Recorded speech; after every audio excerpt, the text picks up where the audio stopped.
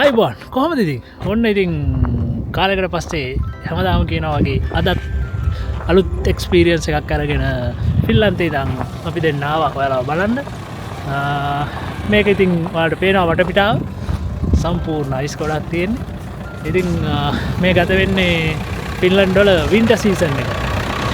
ඉතින් winter season එකේ දැන් මේ පෙබරවාරි මාසේ කියන්නේ වින්ටර් එක අවසන් වෙන්න ඔන්න මෙන්න තියෙන්නේ. ඉතින් වින්ට එක ඉවර වෙන්න කලින් අපි හිතුවා පොඩ්ඩක් අපි ජීවිතයට අරන් නැති අලුත් එක්ස්පීරියන්ස් එකක් ගන්න. ඒ තමයි ගල් වෙච්ච වැවක එහෙමත් නැත්නම් බ්‍රීස් වෙච්ච වැවක අයිස් ස්කේටින් කරන්න. ඉතින් ස්කේටින් එක්ස්පීරියන්ස් එක ජීවිතේ අලුත්ම අත්දැකීමක්. ඉතින් ඒක අපි අරගෙන නැහැ.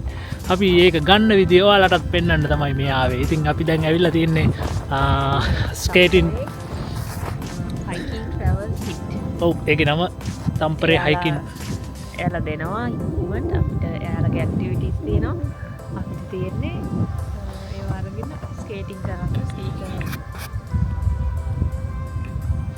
ඉතින් ඔහොම තමයි කතන්දරේ. මේ තියෙන්නේ ස්කී සෙන්ටර් එක. මේකේ සමයකට මේ වැවේ බෝට් රයිඩින් වගේ යන්න පුළුවන්. අපි ඒකත් ගියා. හැබැයි අපිට වීඩියෝ එකක් කයක් වල කයක් රයිඩින් එකක් ගියා. අපිට වීඩියෝ එකක් කරගන්න බැරි වුණා එදා. ඉතින් මේ සමයකේදී අපි බලාපොරොත්තු වෙනවා කයකින් එකක් යන්න. ඉතින් ඒකත් මේකෙම තමා තියෙන්නේ. එතකොට මේ වැව සම්පූර්ණයෙන්ම දිය වෙනවා. දිය වුණාට පස්සේ තමයි කයක් සහ බෝට් රයිඩින් යන්න තියෙන්නේ. ඉතින් අපි දැන් ආවා සෙන්ටර් එකට. අපි බලමු ඇතුළට ගිහිල්ලා කොහොමද වැඩේ පටන් ගන්න කියලා.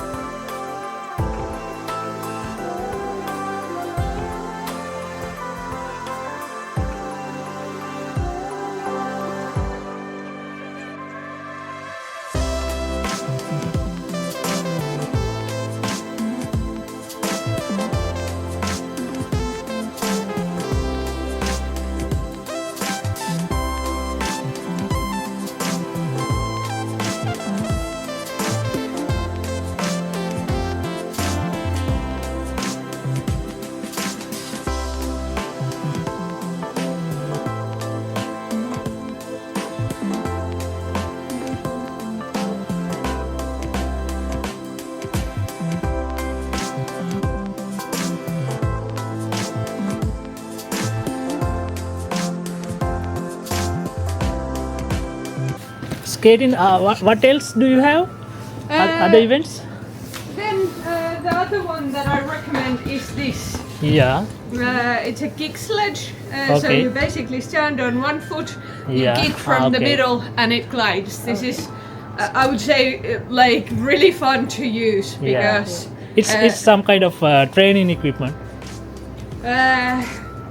I'd say that this is like really traditional Finnish Oh, okay. winter equipment, Okay. or at least the wooden ones are. This is Okay. a newer model of the same thing, a little bit more sporty. Okay. But Is skiing is some kind of hard event, or can we do it? Because previously we haven't any experience about this. In skating, you of course you need more balance. Yeah. I would say that that is the hard part in skating. That if you have never done it before, Yeah.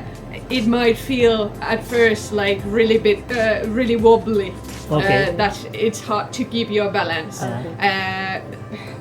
Like some people are really good at it from the like beginning. Yeah. But I cannot tell for sure what is your situation. After some time it's used to be Yeah, yeah. Okay. Of course, you can also do so that if you want to test skating, you try those at first, and then if you feel that hey, I cannot master this, this is too hard for me, you just come back and we will change That's the better. equipment to this. That's That is that's good. possible also. Okay. Okay.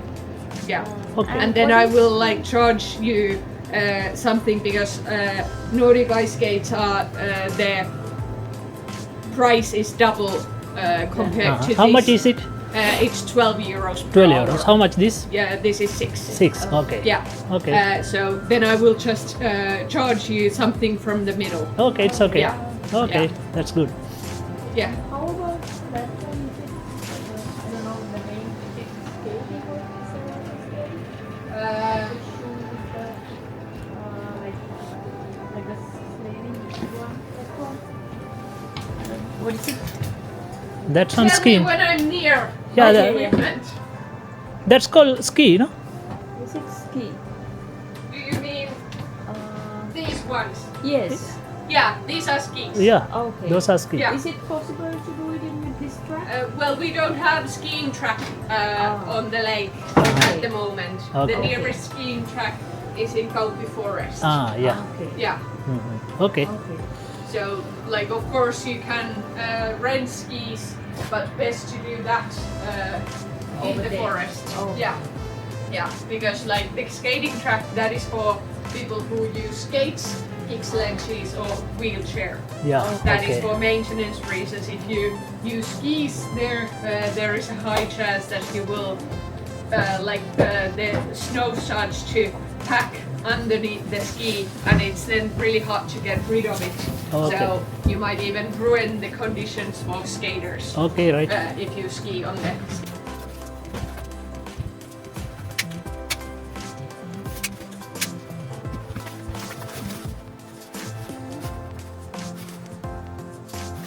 Really near the ice is that if this would hit any uneven parts of the ice, it's really quick and easy to put this back onto the ground and keep your balance. And the poles, the rhythm with those, it comes quite naturally from others. You use them with every other kick. So for example, in my case, I use them only from right hand side, Yeah. like this, if I do skating. Okay. Yeah. And if you have any questions, just come back and ask me. Okay. I will do my best to help you. Okay. And safest way to go onto the ice is following the footprints that go from here to Okay. there. Okay. And you can put the skates on, where there is this seat. And then you just follow the skating track. Okay. And Skating Yeah. track normally like this foot steps, no? yeah, Okay. Yeah. Okay. Okay, we'll try. Yeah. and of course, if this doesn't go as smoothly as you would have wished, Yeah. there is always Yeah. the possibility to Yeah, switch definitely. into the kick sled. We'll come back Yeah. because this is totally new experience for us. Yeah. Yeah.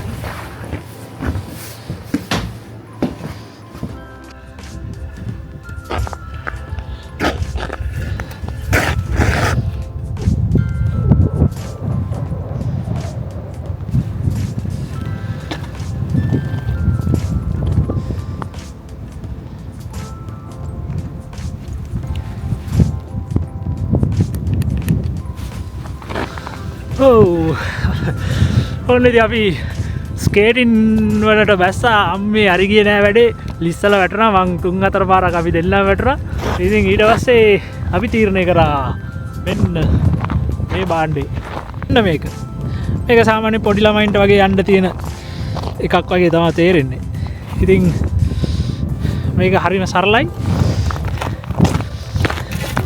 මේව කකුල තියාගත්තා මේකෙන් අල්ලගත්තා එන්න මේ යන්න තියෙන්නේ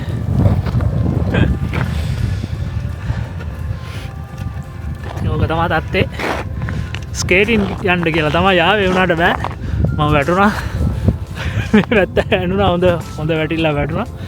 අපි දෙන්නම 3-4 පාරක්ම වැටුණා. යෝම තමයි කවි එන්නේ.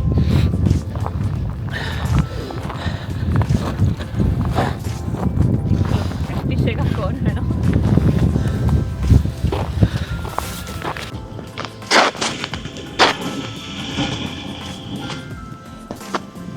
යෝම තමයි නේ.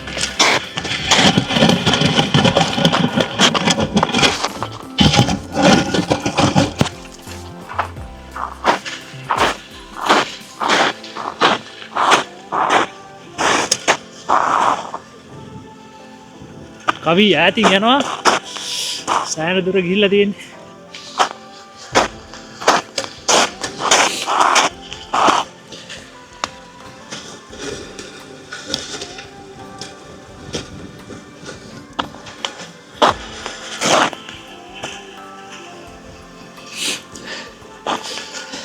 මේක ඇත්තටම එන සෑහෙන විශාල වැවක් ඔක්කොම ෆ්‍රීස් වෙලා දැන් තියෙන්නේ. වෙන කට්ටිය ස්කේටින් පදිනවා අපිට නම් හිතන්නවත් අමාරුයි. ඒ කියන්නේ සෑහෙන ප්‍රැක්ටිස් එකක් ඕනේ මේ වැඩේට. බටර් වගේ ලිස්සනවා. මොකද බ්ලේඩ් දෙකක් උඩ යනවා කියන්නේ ඉතින් අපිට ප්‍රැක්ටිස් නැහැ. ප්‍රැක්ටිස් නැතුව අමාරුයි. ඔයාලට මම බඩුවක් පෙන්නන්න. මෙන්න දැන් ට්‍රැක් එක හදනවා මැෂින් එකේ. ස්කේටින් ට්‍රැක් එක.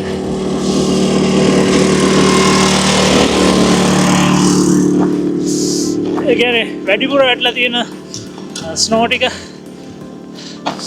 අයින් කරගෙන යනවා මේ මැෂින් එකේ. ඊට පස්සේ තමයි මේක සම්පූර්ණ අයිස් කුට්ටියක් තමයි තියෙන්නේ. අම්මෝ මගේ අත රිදෙනවා හොඳටම. නොදන්න දේවල් කරන්න ගියාම වෙනවා. මට දින කවි මට වැඩිය මේ වැඩේට එක්ස්පර්ටයිස් වෙලා තියෙන්නේ. කිලෝමීටරයක් විතර දුර ගිහිල්ලා ඉන්නේ. වැරදි පාර යනවා.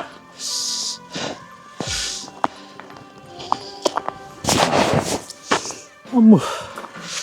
අය බලමු පටන් ගමු.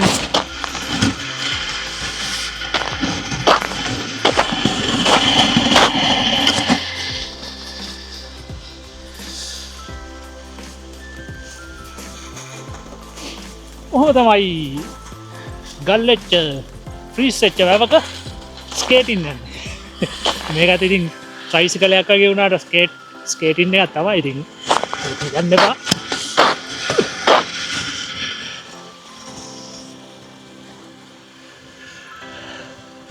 අපි ටිකක් වැව මැදට ඇවිල්ලා ඉන්නේ. එන්න ගොඩබිම.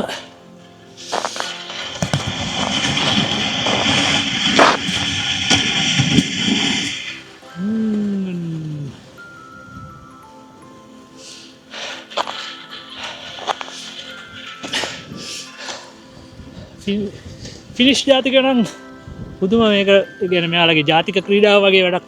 ස්කේටින් සහ ස්කී කියන්නේ එයාලා මාර එක්ස්පීරියන්ස් මේවට. එයාලා පදින විදිහ දැක්කම ඉතින් ආසයි හිතෙනවා. ආස වෙලා තමයි මේක ස්කේටින් කරන්න ගියේ. අන්තිමට ඇදගෙන වැටුණා 3-4 පාරක්. පස්සේ තීරණය කරා ට්‍රයිසිකලයකට නගින්න.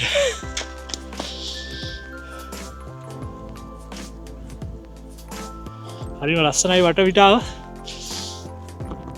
සම්පූර්ණ ෆ්‍රීස් වෙච්ච වැවක්. ඔන්න ඉතින් ෆ්‍රීස් වෙච්ච වැවේ ස්කේටින් කිව්වට අතරම ස්කේටින් නේ ස්කේටින් කරන්න ආවේ.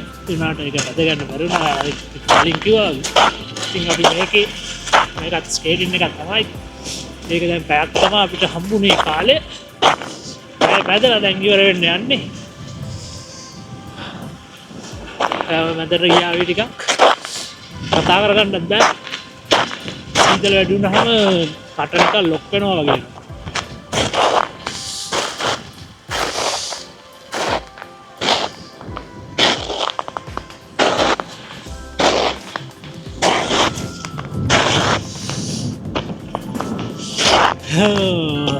හරිම සීතලයි. එච්චර ලොකු සීතලකුත් නෑ මහ ගොඩක්. -6 වගේ තමා තියෙන්නේ. ගිය අවුරුද්දේ මේ කාලේ වෙද්දී -29ට වගේ ගියා 29:30 වගේ. ඉතින් ෆිනිෂ් එකත් කියන්නේ මේ පාර වින්ඩ් එක ටිකක් අවුල් කියලා. ඉතින් -5 තියෙද්දි හරි අමාරුයි.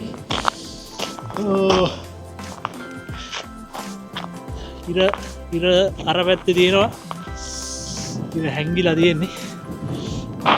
ඉතින් ෆින්ලන්තේ වගේ නෝඩික් රටවල් වල විශේෂයෙන් නෝත් පෝල් එක පැත්තේ තියෙන රටවල් වලට වින්ටර් සීසන් එක සෑහෙන දිගයි. මාස 5-6 වගේ තියෙනවා. මෙහි ෆින්ලන්ඩ් වල සාමාන්‍යයෙන් අපි දැන් මේ ඉන්නේ තම්පරේට සාමාන්‍යයෙන් මාස 4-5ක් වගේ වින්ටර් සීසන් එක තියෙනවා. ඉතින් වින්ටර් එක පටන් ගන්නෙ ඔක්තෝබර් මාසේ වගේ. ඔක්තෝබර්, නොවැම්බර්, දෙසැම්බර්, ජනවාරි, පෙබරවාරි, මාර්තු වෙනකල් වගේ වින්ටර් එක තියෙනවා. ඉතින් මේ පාර වින්ටර් සීසන් එක ටිකක් ප්‍රශ්නේ. ඒ කියන්නේ මේ පාර රින 20ට වගේ ගියේව නෑ. රින 18, 17, 15 වගේ තමයි ගියේ. ඉතින් මේ වගේ ඉවෙන්ට් ඕගනයිස් කරන අයත් කියන්නේ මෙයාලට මේ අවුරුද්ද පොඩ්ඩක් අවුල් කියලා. ඒ කියන්නේ සීතල මදි කියනවා මෙයාලගේ මේ ස්පෝර්ට්ස් වලට. මේ වගේ ස්පෝර්ට් තමයි ෆින්ලන්තේ ගොඩක් ජනප්‍රිය. මොකද මාස 6ක් වින්ටර් එක තියෙනවා කියන්නේ යාලට මේවට සෑහෙන මේ වගේ ස්පෝර්ට් තමයි යාලා ගොඩක් යූස් කරන්නේ. ඉතින් ඔයාලට පේනවා ඇති මේ යහ පැත්තේ තියෙන්නේ මේ වහලා දාලා තියෙන්නේ බෝට්ටු. ඒ කියන්නේ සමයකේදී මේ බෝට්ටු ඔක්කොම මේකේ මේ වැවේ එක ඉවෙන්ට් වලට සංවිධානය කරලා තියෙන එක ඉවෙන්ට්.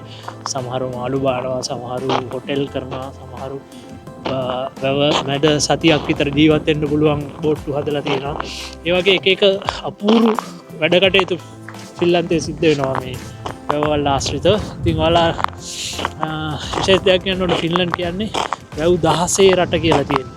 වැව් 16ම කොහමරි වැව් සහ මේ විදිහ විශාල පොකුණු හින්දා තමයි ෆින්ලන්තේට නම වැටලා තියෙන්නේ. ඉතින් කොහෙ බැලුවොත් පොඩි කුඩා ලොකු විශේෂ මධ්‍යම ප්‍රමාණයේ වැව් තියෙනවා. හැම තැනම වැව්. ඉතින් පරිසරය හැම තැනම කැලෑ වැව් වලින් තමයි ෆින්ලන්තේ පිරලා තියෙන්නේ. ඒ කියන්නේ ෆින්ලන්තේ කියන්නේ ලංකාව වගේ 6 ගුණයක් විශාල වුණාට ලංකාව වගේ 5න් 1යි ජනගහනය ඉන්නේ. ඒ කියන්නේ මිලියන 5යි. ලංකාවේ මිලියන 2ක් ඉන්නවා. ඉතින් ලංකාව වගේ 6 ගුණයක් විශාල රටක මිලියන 5ක් ජනතාව ඉද්දි අනිත් හැම තැනම තියෙන්නේ කැලෑ සහ සවහ සෞන්දර්යයෙන් පිරුණු තැන් තියෙනවා. ඉතින් මේ ලෝකේ තියෙන ෆින්ලන්තේ කියන ලෝකේ තියෙන පිරිසිදුම රටක්, විශේෂයෙන් පිරිසිදුම වාතය තියෙන රට විදිහට තමයි ෆින්ලන්තේ ගණන් ගන්නේ. වතුරත් එහෙමයි. පිරිසිදුම වතුර තියෙන ෆින්ලන්තේ. ඉතින් ඒකට හේතුව අරක තමයි ජනගහනය අඩුයි. 70%ක 80ක් සම්පූර්ණ භූමි ප්‍රමාණයෙන් වනගහනයෙන් කව වෙලා තියෙන්නේ භූමිය. 70%ක්. එතකොට 30%යි එළි වෙලා තියෙන්නේ. ඉතින් ඔයාලට හිතා ගන්න පුළුවන් කොච්චර පරිසරය සුන්දර ඒ වගේම පිරිසිදු පරිසරයක් ඇතිද කියලා. ඉතින් ඕක තමයි මෙහි ෆින්ලන්තේ අයිස් ස්කේටින් ගැන අපි ගෙනාවු බ්ලොග් එකේ ඔයාලට කියන්න තියෙන විශේෂ දෙයක් ඒක. ඉතින් වැටුනේ නැත්තම් ස්කේටින් කරන්න තිබ්බා.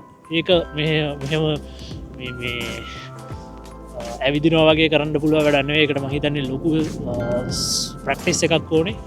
ඉතින් අපි මේ නිකන් එකපාරම ස්කේටින් බ්ලේඩ් දෙකක් දාගෙන ස්කේටින් ට්‍රැක් එකට බැස්තාම ඉතින් කරකලා තෑරියා වගේ වැටෙනවා ඩාන් ගාලා. ඒක හරියන්න වැඩක් නෙවෙයි. ඉතින් අපි බලමු ඊළඟ වතාවේ හරි පොඩ්ඩක් ප්‍රැක්ටිස් වෙලා මේ වැඩේට එන්න. ඉතින් හරි අමාරුයි අත වැටිච් එක. ලබන පාර බලාපොරොත්තු වෙනවා පොඩ්ඩක් ප්‍රැක්ටිස් වෙලා එන්න. ප්‍රැක්ටිස් වෙනවා. මේකත් නිකන් අර බයිසිකල් පදිනවා වගේ පුරුදු නැත්තම් කරන්න බැරි දෙයක් කොහොමද. ඉතින් ඕක තමයි කතාව. දැන් වෙලාව 3:00යි 4ට කිට්ටුයි. මේ දවස්වල ඉර තියෙනවා. නැත්තම් සමය වින්ටර් එකේ සාමාන්‍යයෙන් ඉර 12 1 2 වෙද්දි බහිනවා. මේ වෙද්දි කරුවලයි. දැන් ටික වසන්තය උදා වෙනවා ෆින්ලන්තේට. ශීත ඍතුව ඉවර වෙගෙන යන්නේ. මේ මාර්තු අප්‍රේල් වෙද්දි සම්පූර්ණම ශීත ඍතුව ඉවරයි. ඊට පස්සේ ජූනි මාසේ වෙද්දි වසන්තය උදා වෙනවා. මාස 3ක් වගේ කෙටි කාලයක් තමයි මෙහෙ තියෙන්නේ. ඉතින් ඒ මාස 3ට මෙයාලට අවුරුදු වගේ තමයි. ෆින්ලන්තේ මිනිස්සු ඔව් ගියම අවුරුද්දේ අපි ආව මේ ලේකෙට ආවා. ඔව් සවුනා එකක් තියෙනවා. ගිය අවුරුද්දේ අගෝස්තු වල අපි ආවේ. ඇවිල්ලා නාලා කයක් රයිඩින් එකක් ගියා. ඒකත් ඒකනම් පැදගන්න පුළුවන් වුණාවි බය හිටියේ පෙරලේ කියලා වැවට.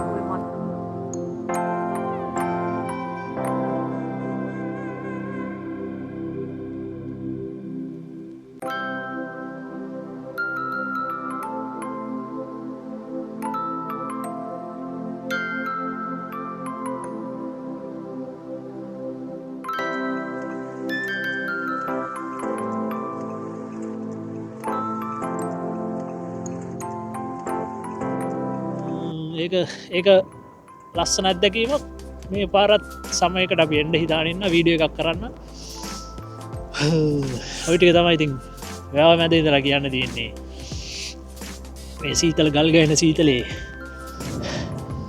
එනති අපි යන්න හය කරන්න දෙයන්න බොද බලාවරොත්තු වෙච්චදේ කරගන්න බැරුණා යුනාට මේ ගැජට් එකින් ඒකෙන් අපි පොඩ්ඩක් කර පොඩි අය ට්‍රයිසිකල් පදිනාවගේ වැඩක් කරලා ගොඩ්ඩක් ලිස්සල ගියා. දැන් අපි ගිහිල්ලා මේක බාරදීලා අපි යන්න යන්නේ.